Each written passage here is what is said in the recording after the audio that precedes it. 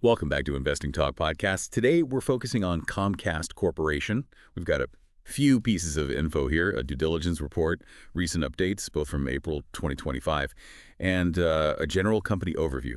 Our plan is to really pull out the key insights for you, save you some time, but make sure you get the important stuff. That's right. We've got financials, business factors, things like the recent dividend news, the upcoming earnings, analyst views too. We'll try to unpack what it all means for where Comcast stands now and, maybe where it's heading. Trying to get you that big picture quickly. Okay, let's get into it then.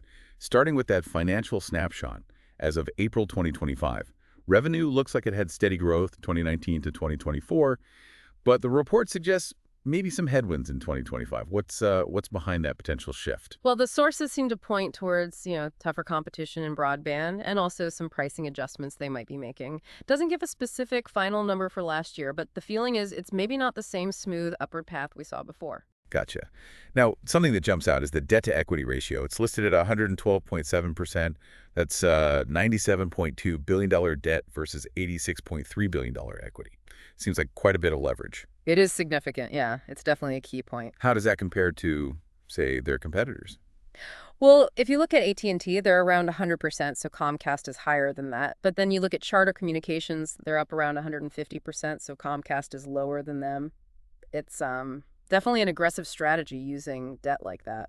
Something to keep an eye on. So they're betting that their assets and cash flow can handle it, essentially. That seems to be the implication. They have massive infrastructure assets, right? The question is whether the growth outlet justifies taking on that much debt, especially if interest rates keep climbing. Makes sense. And what about generating actual cash?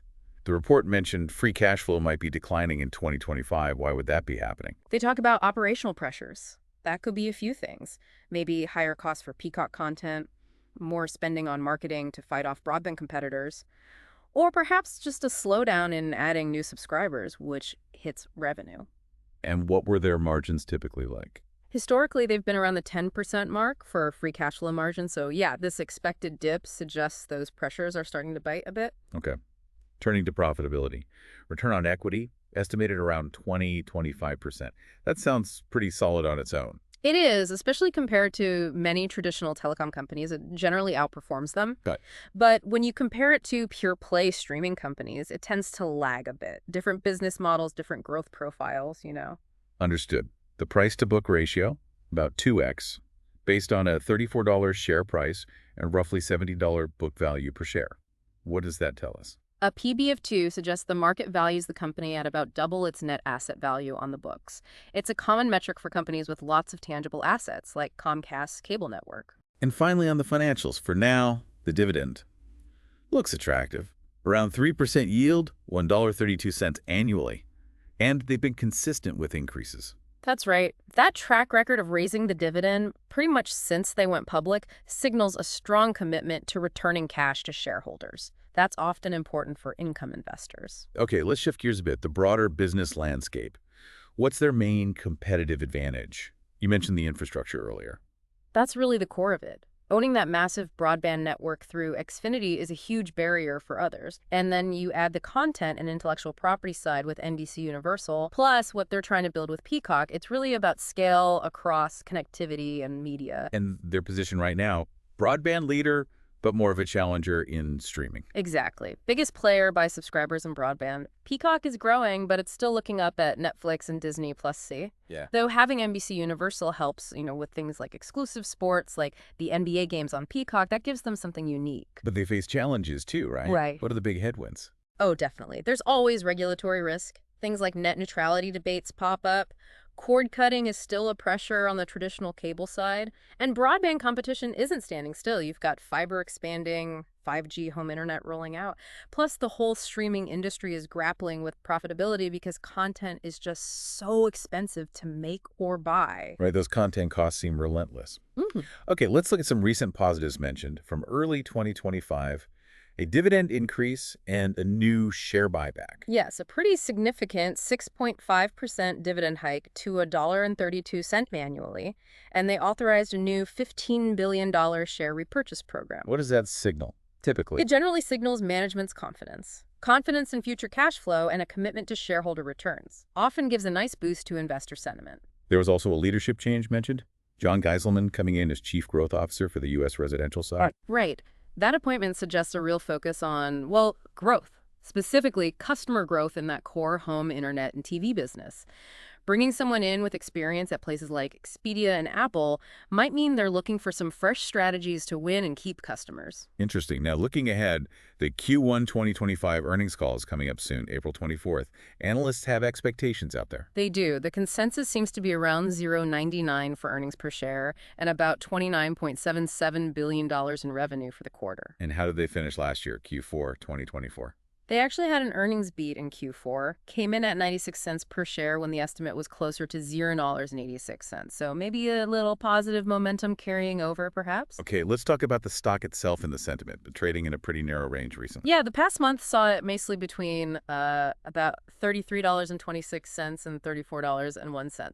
Relatively stable in the short term. But looking back over the last year, it's faced some pressure. It has. It's down quite a bit from its 52-week high, which was over $45. This likely reflects some of those industry headwinds and maybe company-specific concerns we've discussed. The trailing 12-month numbers showed some growth, revenue up slightly, net income up a bit more, but the report also flags potential issues. That's right. TTM revenue was $123.73 billion, up about 1.8%. Net income, $16.19 billion, up over 5%. EPS, $4.14. But the red flags highlighted for 2025 are that slowing revenue growth we talked about, potentially shrinking operating margins, and that expected drop in free cash flow. Still, there are strengths noted too.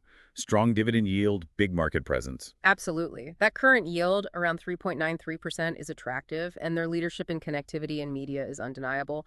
Plus, those recent actions, the dividend hike, the buyback authorization, reinforce a certain financial strength, so it's a bit of a mixed picture. What's the general feeling from analysts covering Comcast? The average rating is actually a buy, and the average 12-month price target is around $44.60. Wow, that implies quite a bit of potential upside, over 32% from where it's been trading. It does. But, analyst targets are just projections. They have their own models and assumptions. And those red flags we just mentioned, well, they're still there. It raises questions about whether that optimism fully accounts for the risks. Right. And speaking of risk, how volatile is the stock? The beta was mentioned. Yeah, the beta is relatively low, around 0.38. That suggests it tends to move less dramatically than the overall market. Could be appealing for investors looking for potentially lower volatility. So, pulling together those risks, what are the key ones investors really need to keep front of mind? Okay, number one is probably that high debt level, especially with the potential for rising interest rates making refinancing more expensive. Then there's the risk of the broadband market getting saturated. Can they keep adding subscribers at the same pace? In media, those escalating content costs for streaming are a major factor for profitability. You also have potential regulatory changes from the FCC. Things around broadband pricing or net neutrality could always impact them. And, of course, the overall economy. If consumer spending tightens, that affects demand for their services. We also got a few comparison points with peers like Charter and Warner Bros. Discovery. Any quick takeaways there? Just a few snapshots. On debt equity, Comcast's 112% is, like we said, between Charter's higher 150% and Warner Bros. Discovery's lower 80%. Free cash flow margin. Comcast declining, Charter's stable, Warner Bros. Discovery's is actually negative right now, and streaming growth. Comcast's Peacock showing moderate growth, while Warner Bros. Discovery has had strong traction with HBO Max, or Max as it's now called. Okay, so let's try to synthesize this. What are the main takeaways for someone trying to get a quick but thorough handle on Comcast? Seems like a company with a really strong foundation, connectivity, media assets, and they're rewarding shareholders. Right. Increased dividends, buybacks, those are positives, but you absolutely have the challenges, the significant debt load, the competitive fights in both broadband and streaming. They're very real. And that upcoming earnings call on April 24th sounds pretty crucial for getting a clearer picture of how they're navigating all this. Definitely. It will be key for gauging their progress and what they see ahead.